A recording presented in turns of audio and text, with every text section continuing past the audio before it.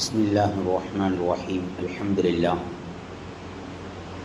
سبحانك لا علم لنا إلا ما علمتنا إنك أنت العليم الحكيم نحمده ونصلي على رسوله الكريم أما بعد فقد قال الله تعالى في القرآن العظيم وفي الفرقان المجيد فأعوذ بالله من الشيطان الرجيم بسم الله الرحمن الرحيم الرحمن علم القرآن خلق الإنسان علمه البيان وقال أيضا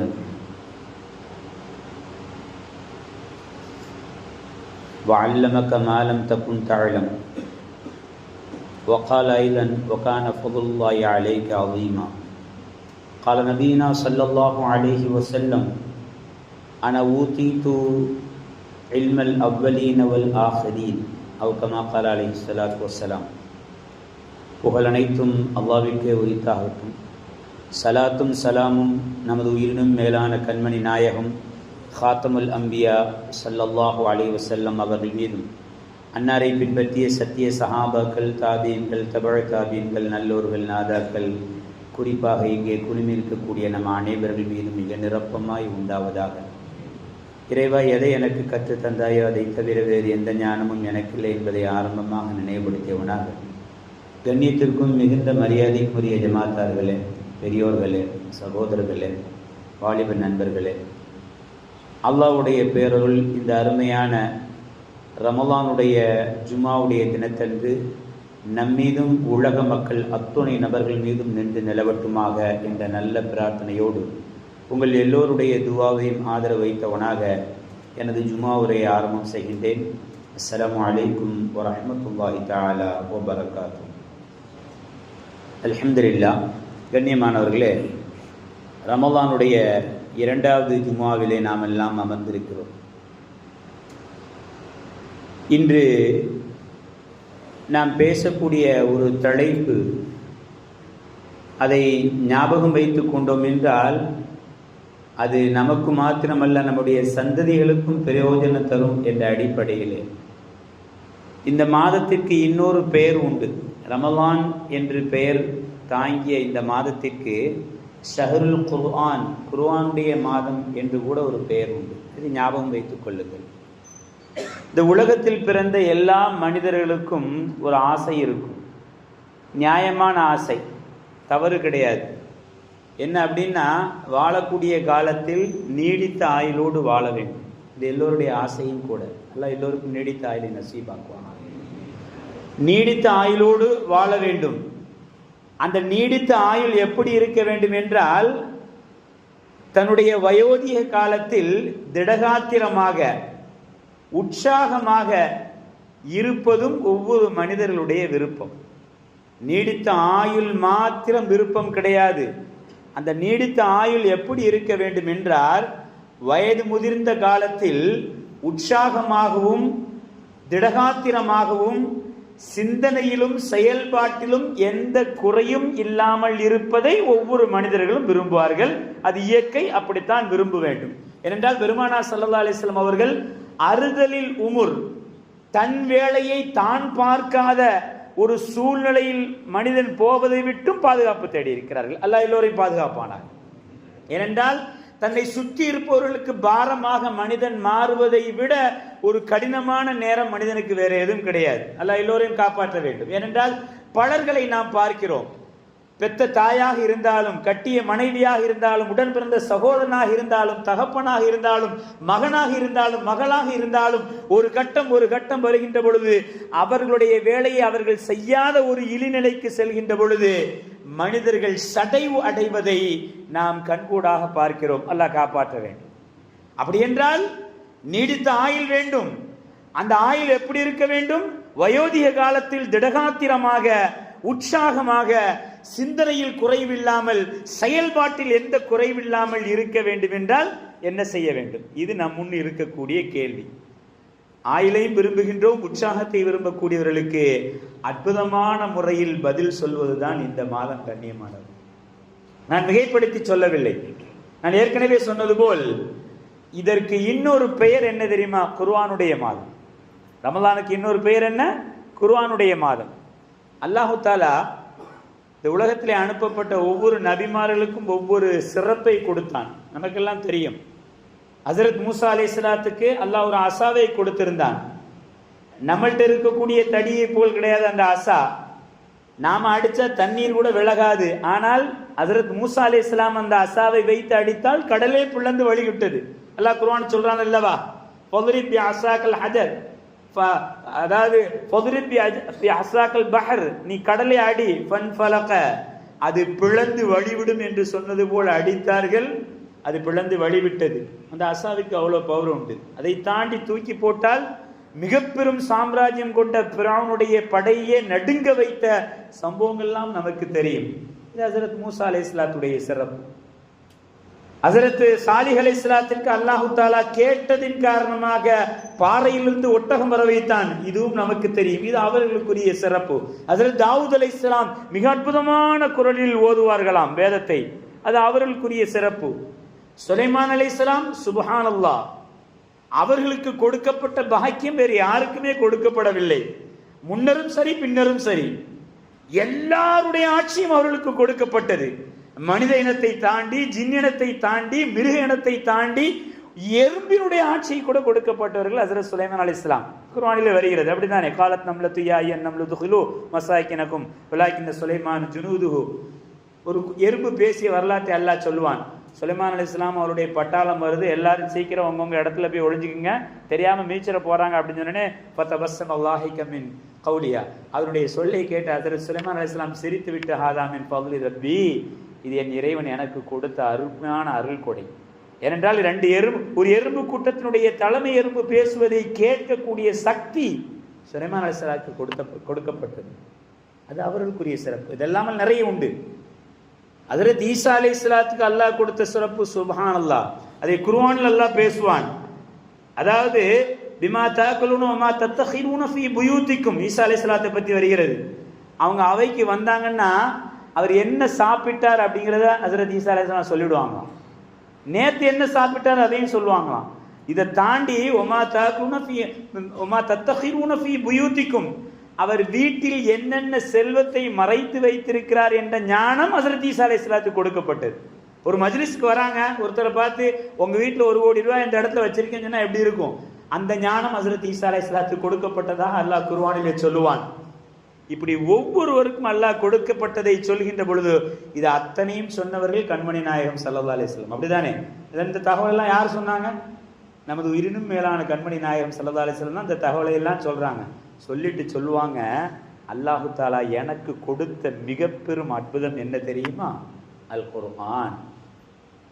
அல்லாஹ் குர்ஆனில் சொல்லணும், வஅல்லமக மாலம் தகுன் தஅலம். நபியே நாயகமே, நீங்கள் எதுவும் தெரியாதவர்களாக இருந்தீர்கள், உங்களுக்கு அனைத்தையும் நாம் கற்றுக் கொடுத்தோம். பெருமானா ஸல்லல்லாஹு அலைஹி வஸல்லம் அவர்கள் ஒரு சமயம் சொல்வார்கள் அல்லவா, அன ஊதீதுல் இல்மல் அவ்வலீன வல் ஆகிரீன், ஆரம்பமானவர்கள் நாளை மறுமையின் நாள் வரை வரக்கூடிய அத்துணை பேருடைய கல்வியும் அல்லாஹ் எனக்கு கற்றுத்தந்தான். லா ஃபக்ர், இது பெருமைக்காக அல்ல, நீங்கள் புரிந்து கொள்ள வேண்டும் என்று சொல்கிறேன் என்று பெருமானா ஸல்லல்லாஹு அலைஹி வஸல்லம் அவர்கள் சொன்னார்களே. அப்படிப்பட்ட அந்த அற்புதமான அல் குர்ஆனை தனக்கு கிடைத்த மிக பெரும் கிஃப்டாக சொல்கிறார்கள். அல்லாஹ் கூட குர்ஆன்ல சொல்வான், அர் ரஹ்மானு அல்லமல் குர்ஆன் ஹலகல் இன்சான அல்லமஹுல் பயான். அல்லாஹ் சொல்றது எப்பவுமே ஒரு வித்தியாசம் இருக்கும். நீங்க பாத்தீங்கன்னா அல்லாஹ் என்ன சொல்றான்? அர் ரஹ்மான், ரஹ்மான் எப்படிப்பட்டவன் தெரியுமா? ரஹ்மான் எப்படிப்பட்டவன் தெரியுமா? அல்லமல் குர்ஆன், குர்ஆனை உங்களுக்கு கற்றுத்தந்தான், அப்படிப்பட்ட ரஹ்மான். சொல்லிவிட்டு அடுத்து சொல்வான், ஹலகல் இன்சான அல்லமஹுல் பயான், மனிதர்களை படைத்தான் என்று அல்லாஹ் சொல்கிறான். கொஞ்சம் யோசித்து பாருங்கள். முதலில் படைப்பு, அப்படின்னாலே படிப்பு, முதலில் படைப்பு வர வேண்டும், அதற்கு பிறகுதான் படிப்பு வர வேண்டும். அல்லாஹ் ஒருபடி மேலே போய் முதலில் படிப்பை சொல்கிறான், அதற்கு பிறகு படைப்பை சொல்கிறான். என்ன சொல்ல வருகிறான் அல்லாஹு தாலா? படைப்பை விட, படைத்தலை விட படிப்பு என்பது அது மிக அற்புதமானது என்பதை இந்த உம்மத்திற்கு அல்லாஹ் உணர்த்துகிறான். அதனால்தான் அர் ரஹ்மான் அல்லமல் குர்ஆன், குர்ஆனை கற்றுத்தந்தான். வ ஹலகல் இன்சான அல்லமஹுல் பயான், மனிதர்களை படைத்தான் என்று அல்லாஹு தஆலா சொல்கிறான். இதெல்லாம் குர்ஆனுக்கு உண்டான சிறப்பு. கண்ணியமானவர்களே, ஹஜ்ரத் பெருமானா ஸல்லல்லாஹு அலைஹி வஸல்லம் அவர்கள் அதிசயத்தை கேட்கவில்லை. ஈசா அலைஹிஸ்ஸலாத்தை போல் அதிசயத்தை கேட்கவில்லை. ஹஜ்ரத் மூசா அலைஹிஸ்ஸலாத்தை போல் தடியை கேட்கவில்லை. ஹஜ்ரத் சுலைமான் அலைஹிஸ்ஸலாத்தை போல் பறவைகளோடும் மிருகங்களோடும் பேசக்கூடிய அந்த தன்மையை கேட்கவில்லை. அவர்கள் கேட்டதெல்லாம் அல் குர்ஆன் ஷரீஃப். அல்லாஹ்வும் கொடுத்ததை பெருமையாக சொல்கிறான் என்றால் அந்த குர்ஆன் ஷரீஃபுடைய மகத்துவத்தை, பெருமையை நாம் முதலில் விளங்கிக் கொள்ள வேண்டும். அப்படிப்பட்ட அற்புதமான குர்ஆன் இறங்கிய மாதம் தான் இந்த ரமலான் மாதம். குர்ஆனுடைய அர்த்தங்கள், அதனுடைய இலக்கியங்கள், அதனுடைய நயங்கள், அதற்குள்ளெல்லாம் நான் போகவில்லை. நான் ஆரம்பத்தில் ஒரு கேள்வி கேட்டேன் அல்லவா, நீங்கள் கொஞ்சம் யோசித்து பாருங்கள். இஸ்லாமியர்களுக்கு அல்லாஹ் கொடுக்கக்கூடிய சில அற்புதமான கிஃப்ட்டுகள் என்ன தெரியுமா? மற்ற உலகத்தில் எவருக்கும் கிடைக்காத கிஃப்டை அல்லாஹு தஆலா இஸ்லாமியர்களுக்கு மாத்திரம் கொடுப்பான்.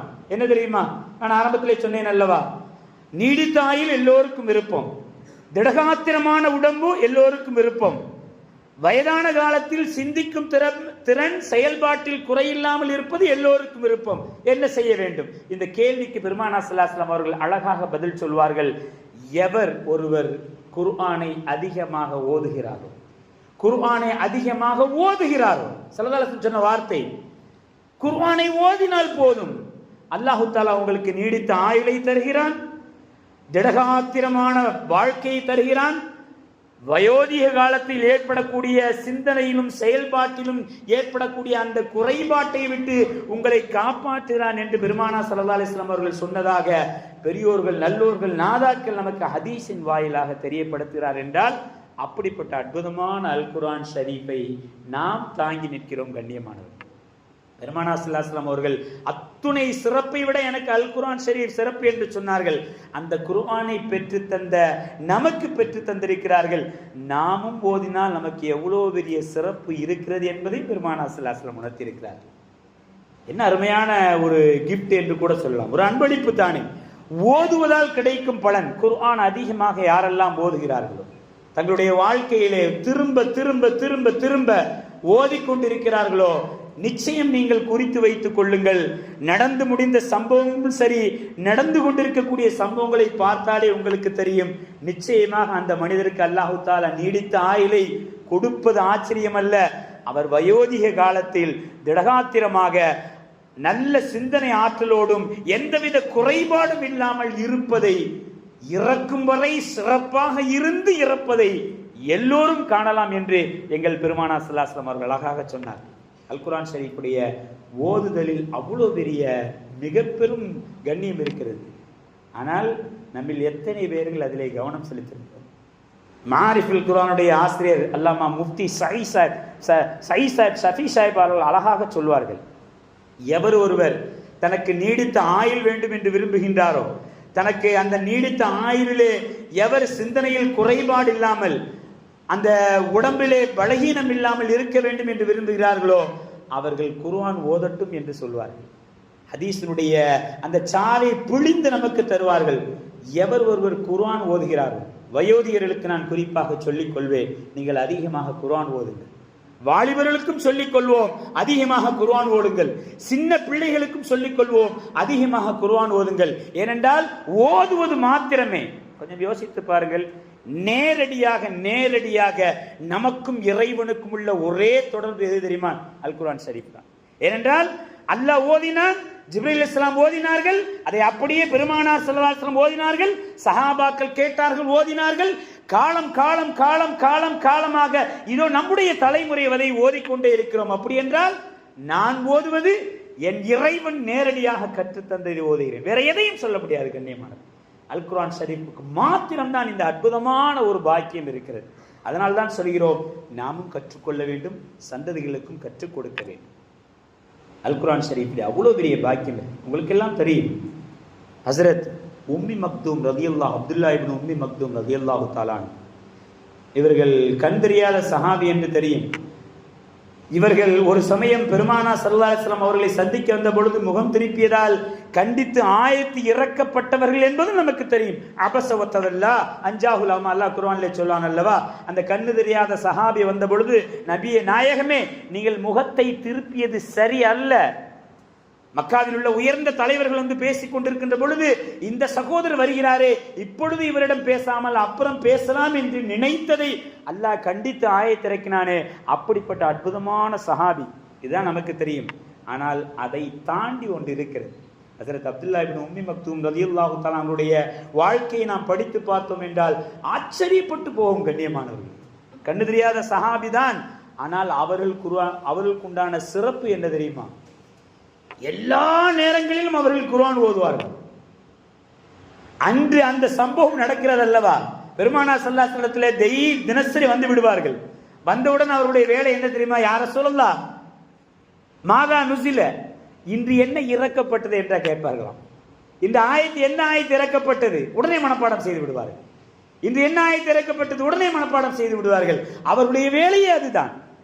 என்ன ஆயத்து இறக்கப்படுகிறது உடனே மனப்பாடம் செய்து ஓத ஆரம்பித்து விடுவார்கள். அன்றும் ஏதாவது ஆயத்து இறங்கி இருக்கிறதா என்பதை கேட்பதற்காகத்தான் ஸல்லல்லாஹு அலைஹி வஸல்லம் வந்தார்கள். ஆனால் வேறு தலைவர்களோடு இஸ்லாமிய அழைப்பு கொடுத்தனால் பெருமானார் ஸல்லல்லாஹு அலைஹி வஸல்லம் அவர்கள் சற்று தாமதித்ததன் காரணமாக அல்லாஹ்வே கண்டித்து ஆயத்து இறக்கிறான் என்றால் அவர்கள் எப்படிப்பட்ட அற்புதமான சஹாபி. அது மாத்திரமல்ல கண்ணியமானவர்களே, ஹஜ்ரத் பெருமானார் ஸல்லல்லாஹு அலைஹி வஸல்லம் அவர்கள் ஊரை விட்டு வெளியே சென்ற பொழுது 13 தடவை நாயிப் அரசராக பெருமானார் ஸல்லல்லாஹு அலைஹி வஸல்லம் இடத்தை நிரப்பியவராக ஹஜ்ரத் இப்னு உம்மி மக்தூம் ரலியல்லாஹு தஆலா அவர்கள் இருந்திருக்கிறார்கள். ஸல்லல்லாஹு அலைஹி வஸல்லம் மதீனாவை விட்டு போர்க்களத்திற்காக மற்ற வேலைகளுக்காக வெளியே செல்லும் பொழுது தனக்கு பகரமாக மதீனாவுடைய ஆட்சியை யாரிடத்தில் ஒப்படைத்து சென்றார்கள் என்றால் ஹஜ்ரத் இப்னு உம்மி மக்தூம் ரலியல்லாஹு தஆலா அவர்களிடத்திலே ஒப்படைத்து சென்றார்கள். ஒரு தடவை 2 தடவை அல்ல, 13 தடவை. அந்த அற்புதமான சஹாபி மிக பெரும் குர்ஆன் ஓதக்கூடியதால் அவர்களுக்கு கிடைத்த பாக்கியம் என்ன தெரியுமா? அல்லாஹ் குர்ஆனில் ஒரு ஆயத்தை இறக்கினான். அவர்கள் அல்லாஹ் ஸல்லல்லாஹு அலைஹி வஸல்லம் திரும்ப திரும்ப கேட்டு மனப்பாடம் பண்ணிட்டு இருக்கும் பொழுது அல்லாஹ் ஒரு ஆயத்தை இறக்கினான். லா யஸ்தவில் காயிதூன மினல் முஃமினீன கைர் உலில் வரர். அல்லாஹ் இறக்கின முதல்ல எப்படின்னா, லா யஸ்தவில் காயிதூன மினல் முஃமினீன், போருக்காக யாரெல்லாம் புறப்பட்டு செல்லக்கூடிய முஃமின்களும் ஊரிலே சும்மா இருந்து கொள்ளக்கூடிய முஃமின்களும் சமமாக மாட்டார்கள். அல்லாஹ் இப்படி ஒரு ஆயத்தை அல்லாஹ் இறக்குறான். லா யஸ்தவில் காயிதூன மினல் முஃமினீன், சும்மா அமர்ந்துகிட்டு வீட்டில் உட்காரக்கூடிய சஹாபாக்களும் பெருமானார் ஸல்லல்லாஹு அலைஹி வஸல்லம் அழைப்பு வந்தவுடன், அல்லாஹ்வுடைய அழைப்பு வந்தவுடன் தங்களுடைய ஆயுதம் தரித்து போருக்காக புறப்படக்கூடிய முஃமின்களும் ஒருபோதும் சமமாக மாட்டார்கள் என்று அல்லாஹ் ஆயத்தை இறக்கியவுடன் இப்னு உம்மி மக்தூம் ரலியல்லாஹு தஆலா அவர்கள் பதறிவிட்டார்கள். ஐயோ, நாம் வீட்டிலே சும்மா இருக்கிறோமே, நம்மைத்தான் அல்லாஹ் சொல்கிறானோ என்று. அவர் கண் தெரியாத சஹாபி, 2 கண்களும் தெரியாது. இந்த ஆயத்து இறங்கியவுடன் ஹதீஸிலே வருகிறது கண்ணியமானவர்களே, தாரீഖിலே வருகிறது, இந்த ஆயத்து இறங்கியவுடன் வேகமாக உடை தரித்து கொண்டு எங்கள் பூமான் நபியிடத்தை வந்து எனக்கு அனுமதி தாருங்கள் போர்க்களத்திற்கு செல்வதற்கு என்று நின்றார்களாம். ஆச்சரியப்பட்டு போனார்கள் எங்கள் பூமான் நபி ஸல்லல்லாஹு அலைஹி வஸல்லம். பதில் சொல்ல முடியவில்லை. ஆயத்து இறக்கியவன் அல்லாஹ். லா யஸ்தவில் காயிதூன மினல் முஃமினீன, சும்மா இருப்பவர்களும் போருக்கு செல்பவர்களும் சமமாக மாட்டார்கள் என்று அல்லாஹ் ஆயத்து இறக்கி விட்டான். நபியே நாயகமே, நான் மதீனாவில் உட்கார முடியாது, என்னை அழைத்து செல்லுங்கள் என்று சொன்ன பொழுது பெருமானாருக்கு என்ன பதில் சொல்வது என்று தெரியவில்லை.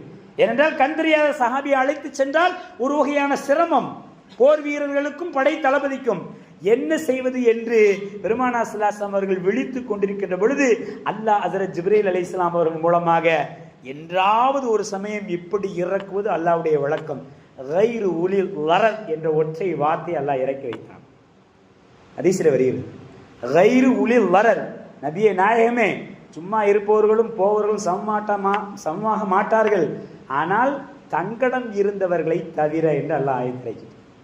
ஏதாவது சங்கடம் இருக்குது, அவரால் முடியல, அவர் உட்கார்ந்து இருந்தார்னா அதை பற்றி ஒரு ப்ராப்ளம் இல்லை, நீங்க சொல்லிருங்க அப்படின்னு சொல்லிட்டு அல்லாஹு தாலா ஹஜ்ரத் இப்னு உம்மி மக்தூம் ரலியல்லாஹு தஆலா அவர்கள் அந்த உடையோடு வந்து நின்ற காட்சியை பார்த்த அல்லாஹு தாலா ஜிப்ரீல் அலைஹிஸ்ஸலாத்தை இந்த ஒற்றை வார்த்தையை கொடுத்து நபியிடத்திலே சொல்லி அந்த தோளிடத்திலே சொல்லுங்கள் என்று சொன்னவுடன் ஹஜ்ரத் இப்னு உம்மி மக்தூம் ரலியல்லாஹு தஆலா அவர்கள் அவ்வளோ ஆனந்தப்பட்டார்களாம். ஏனென்றால் இவர்கள் தங்கடமுடையவர்கள், இவர்களுக்கு கஷ்டம் இருக்கிறது, கண் தெரியாது என்ற அற்புதமான காரணம் இருக்கிறது. இது ஆச்சரியம் அல்ல கண்ணியமானவர்களே, அதற்கு பிறகுதான் நிகழ்வு இருக்கிறது. இது ஆச்சரியம் அல்ல. அவர்கள் ஆயத்தை மனப்பாடம் செய்தார்கள். ஒரு ஆயத்தை இறங்கியவுடன் உட்கார மனம் இல்லாமல் வேகமாக நபியிடத்தில் வந்து நானும் போருக்கு தயாராகிறேன் என்று சொன்னதெல்லாம் ஆச்சரியம் அல்ல. அதற்கு பிறகு எங்கள் பெருமானார் ஸல்லல்லாஹு அலைஹி வஸல்லம் அவர்கள் எந்தெந்த போருக்கெல்லாம் கிளம்பார்களோ ஒவ்வொரு சமயம் ஆடை தரித்து வந்து நிற்பார்களாம். யா ரசூலல்லாஹ், என்னையும் அழைத்து செல்லுங்கள். கைரு ஊரில் லரர், தங்கடம் இருந்தால் ஊரில் உட்காரலாம் என்று அல்லாஹ் சொல்லிவிட்டாலும் கூட அந்த முஜாஹிதாக, அந்த சபீலில்லாவிலே நானும் ஒரு ஷஹீதாக ஆக வேண்டும், என்னையும் அழைத்து செல்லுங்கள் என்று வந்து நிற்பார்களாம். பெருமானார் ஸல்லல்லாஹு அலைஹி வஸல்லம் அவர்கள் ஒவ்வொரு தடவையும் மறுத்து விடுவார்கள். இல்லை, உங்களுக்கு பரவாயில்லை, அங்கு இருக்கக்கூடிய கூலி என்ன கிடைக்கிறது அது உள்ளே இருந்தே கிடைக்கும், நீங்கள் அமைதியாக இருங்கள் என்று.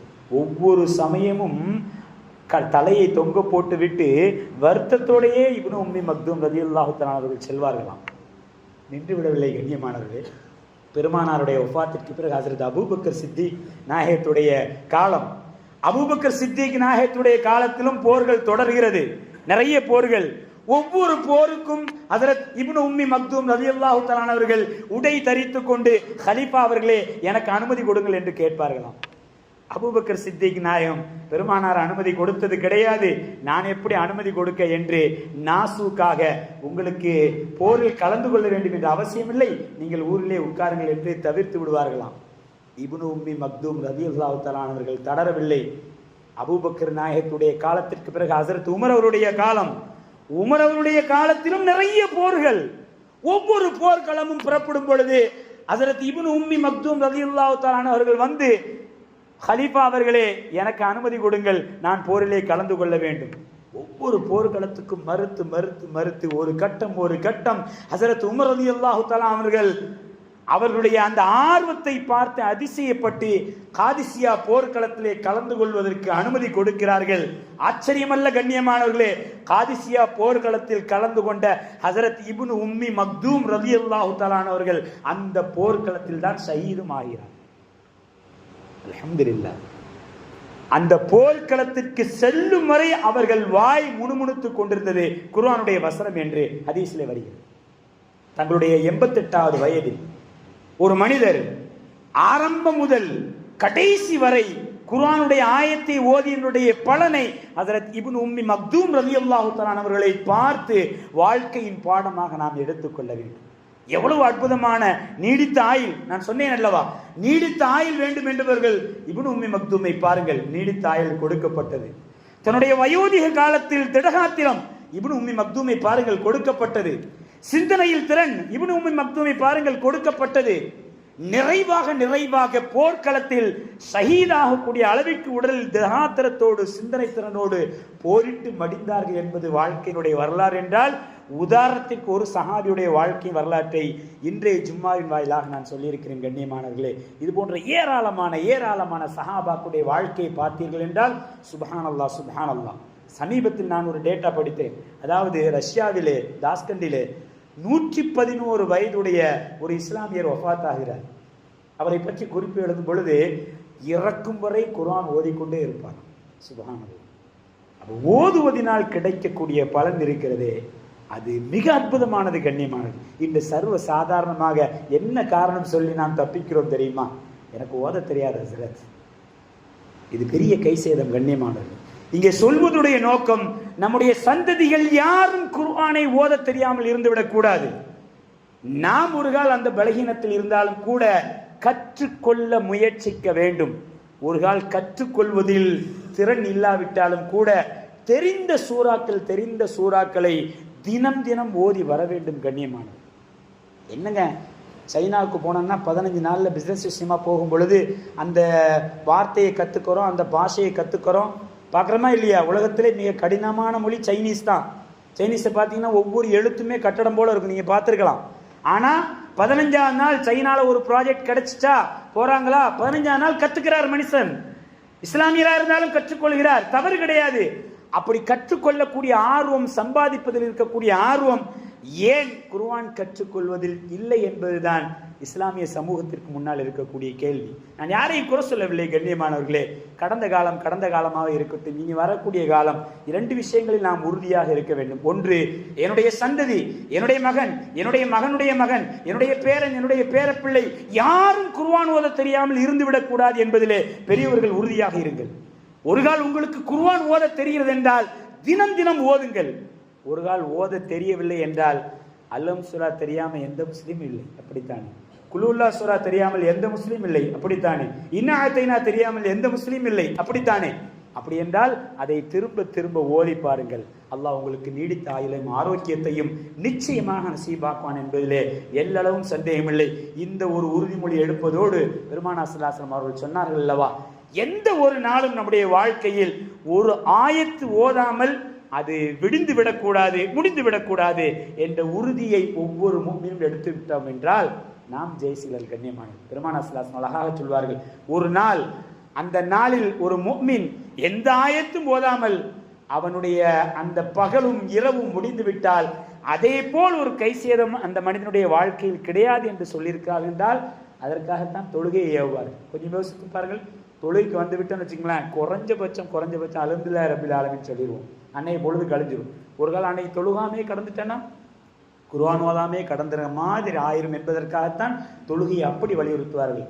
எது எப்படியோ கண்ணியமானவர்களே, திரும்ப திரும்ப சொல்வதனுடைய நோக்கம் ஒன்றே ஒன்றுதான். இந்த உலகத்தில் பிறந்த நானாகட்டும், நீங்களாகட்டும், யாராகட்டும், எல்லோருக்கும் நீடித்த ஆயுள் வேண்டும் என்று ஆசைப்படுகிறோம். அந்த ஆயுளுடைய முடிவிலே திடகாத்திரமும் சிந்தனையில் குறைபாடு இல்லாமல் உடல் ஆரோக்கியத்தோடு இருக்க வேண்டும் என்று விருப்பப்படுகிறோம். அப்படி விருப்பப்படக்கூடிய மற்றவர்களுக்கு என்ன பதில் என்று எங்களுக்கு தெரியாது.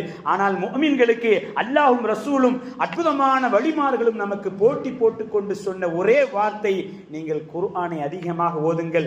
குர்ஆன் ஓதுவதினால் உங்களுக்கு நிச்சயமாக இந்த பலன் கிடைக்கும். அதற்கு நிறைய ஹஜ்ரத் இப்னு உம்மி மக்தூம் ரலியல்லாஹு தஆலா அவர்களுடைய போன்ற மிக பெரும் வழிமார்கள் சஹாபாக்களுடைய வாழ்க்கை ஆதாரமாக இருக்கிறது என்ற அற்புதமான செய்தியை இன்றைய ரமலானின் வாயிலாக, ரமலானின் ஜும்மாவின் வாயிலாக உங்களுக்கும் எனக்கும் உலகத்திற்கும் சொல்லிக் கொள்கிறோம். எனவே குர்ஆனை கற்றுக்கொள்வோம், குர்ஆனை ஓதுவோம். குர்ஆனுடைய மாதம் என்று பெருமானார் ஸல்லல்லாஹு அலைஹி வஸல்லம் அவர்களால் போற்றப்பட்ட, எனக்கு கொடுக்கப்பட்டதில் மிகச் சிறப்பானது குர்ஆன் என்று பெருமானார் ஸல்லல்லாஹு அலைஹி வஸல்லம் பெருமைப்பட்ட, அல்லாஹ்வோடு நேரடி தொடர்பு ஏற்படுத்தக்கூடிய அந்த அற்புதமான குர்ஆனை ஓதுவதற்கு நாம் முயற்சி செய்தோம் என்றால் நிச்சயமாக நாளை மறுமையில் அது பலன் தரும் என்பதை தாண்டி வாழக்கூடிய காலகட்டத்தில் நீடித்த ஆயுளோடும் ஆரோக்கியத்தோடும் உற்சாகத்தோடும் நம்முடைய கடைசி நாள் வரை உற்சாகத்தோடு வாழக்கூடிய அற்புதமான பாக்கியம் பெற்றவர்களாக அல்லாஹ் நம்மை கபூல் செய்வான் என்பதிலே சந்தேகமில்லை. அல்லாஹ் அப்படிப்பட்ட நல்லடியார்களாக நம்மை கபூல் செய்வானாக. நமக்கும் நம்முடைய சந்ததிகளுக்கும் கியாமத் நாள் பரிபந்தம் வரை அல் குர்ஆன் ஷரீஃபுடைய அந்த அற்புதமான ஓதலை நசீபாக்கி நாமும் நம்முடைய சந்ததிகளும் தொடர்ந்து ஓதிக்கொண்டே இருக்கக்கூடிய அந்த அற்புதமான பாக்கியம் பெற்றவர்களாக அல்லாஹ் என்னையும் உங்களையும் உலக முஸ்லிம்கள் அத்துணை நபர்களையும் சந்ததிகளையும் கபூல் செய்வானாக என்ற நல்ல துஆவோடு உங்கள் எல்லோருடைய துஆவையும் ஆதரவை நிறைவு செய்கின்றேன். வாஹிர தஅவானா அல்ஹம்துலில்லாஹி ரப்பில் ஆலமீன். அஸ்ஸலாமு அலைக்கும் வரஹ்மத்துல்லாஹி.